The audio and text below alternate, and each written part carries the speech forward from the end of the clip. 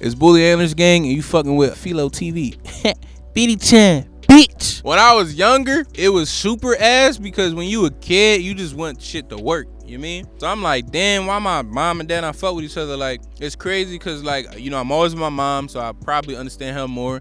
But you yearn to understand the side that you don't have, you know, like my pop and shit. So I'm like, when I'm with him, if he got a complaint or something, I'm immediately like, yeah, I get you, bro. My mom get on my nerves too. Like, I want y'all to, you know what I'm saying? I wish it could just work. So now, like, I guess growing up, you just get used to it. And now I just don't care. Like, I don't really talk to my dad, like, a lot.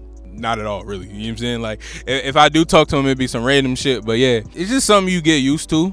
I guess the hardest part about it is being a kid, like, navigating the shit that they going through or hearing about it or kind of being in the middle, because they people too. So, you know what I mean? And getting little pieces of that is kind of like jarring because you don't really know what's going on. You just kind of a kid and you just take the pieces you can get and be as mature as you can. So that's a little jarring. That's a little extra.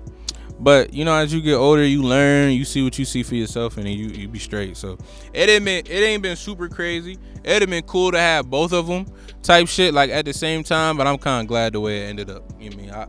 I love my Dukes. That's my nigga, you know what I'm saying? We locked in.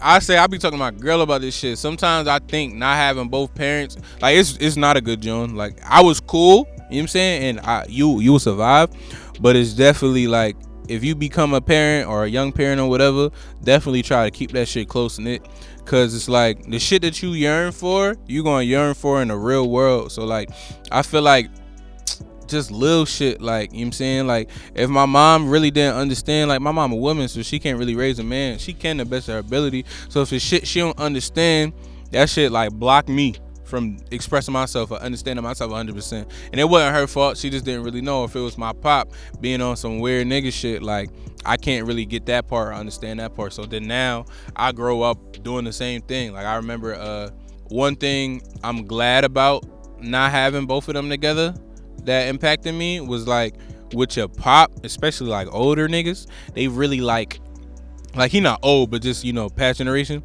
they really, like, stuck on old ideals. Like, yeah, you a nigga, you a man, you supposed to be like this, you know what I mean?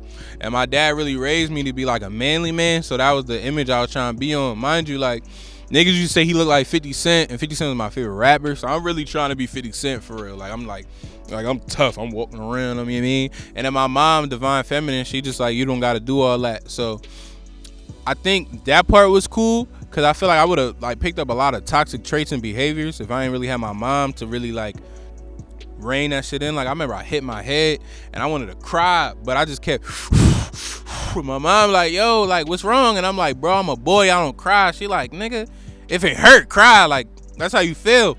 So it was simple at the time, but growing up, I used to always think about shit like that. And it's like, like, I'm always blocking myself off. Maybe I should really express and feel how I want to feel so I can get over this shit. And it ended up being pretty well.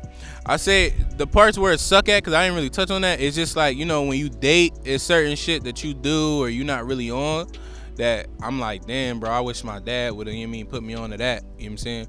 Or, damn, bro, I wish my mom wasn't like this. So, you know, if she had somebody to pull the reins in, I would be in me. It make you more apprehensive about little shit. It make you more precautious. It make you just treat things a little weird. I'm glad for the way I ended up, because, you know, I got to see things from both sides in a certain way, but in my special way. But it's definitely weird. Like, if you can have both, it's definitely good to have both, because even if you got two conflicting parents and shit, like, they'll be able to balance each other out, I think. You know what I mean? Like, where my mom is tripping at, my dad can be like, yo, chill, you know, this is where, you mean? And then vice versa. When my dad tripping, my mom can be like, yo, you need to let up, you need to be like that, boom.